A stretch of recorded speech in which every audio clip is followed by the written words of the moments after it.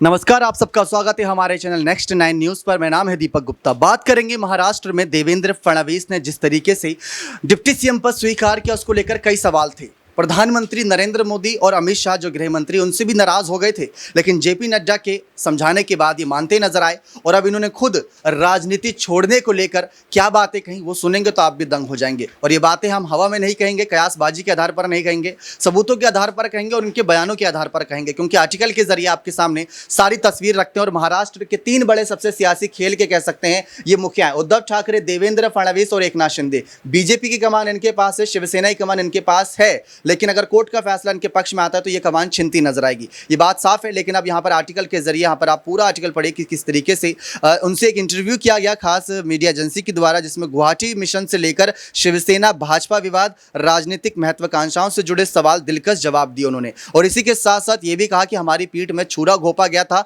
हमने बदला लिया और भाजपा राज्य में सत्ता में वापस आ गई। इस बीच जब उनसे पूछा गया कि क्या वह इस समय उद्धव ठाकरे के साथ एक कप चाय पिएंगे, तो उन्होंने भी जवाब दिया। देवेंद्र फडणवीस ने न्यूज चैनल में कहीं ना कहीं रैपिड फायर सवालों के जवाब दिए, हाँ या ना में, इसके अलावा उन्होंने कुछ नहीं कहा। अब साथ ही साथ जो नरेंद्र मोदी के साथ गुस्से की बात थी, क्या आपको कभी प्रधानमंत्री नरेंद्र मोदी ने गुस्सा दिलाया है? फडणवीस ने इस सवाल का जवाब हाँ में दिया, यानी कि प्रधानमंत्री ने कभी ना कभी गुस्सा दिलाया। वो एकनाथ शिंदे के फैसले पे भी हो सकता है। तो क्या आप कभी राजनीति छोड़ना चाहते हैं? इस सवाल का फडणवीस ने हाँ में जवाब दिया। उसके बाद उन्होंने ये भी समझाया कि हर कोई अपना पेशा छोड़ना चाहता है, लेकिन अगले दिन एक व्यक्ति फिर से काम शुरू करना चालू कर देता है। साथ ही सवाल पर क्या अजीत पवार के साथ सेना में शामिल होंगे, अपनी राजनीतिक गलती थी, उन्होंने ये भी स्वीकार किया कि हाँ में जवाब देकर, यानी कि उनकी वो बहुत बड़ी राजनीतिक गलती थी। और जिस तरीके से फडणवीस ने इन सवालों के जवाब दिए, इस बात से कोई ऐतराज नहीं कि यहाँ पर फडणवीस नाखुश थे प्रधानमंत्री नरेंद्र मोदी और अमित शाह के फैसले से, जब उन्हें डिप्टी सीएम पद दिया जा रहा था। लेकिन अब शायद उनको जो बड़े बड़े पद संसदीय बोर्ड और चुनाव समिति की बैठक में दिए गए,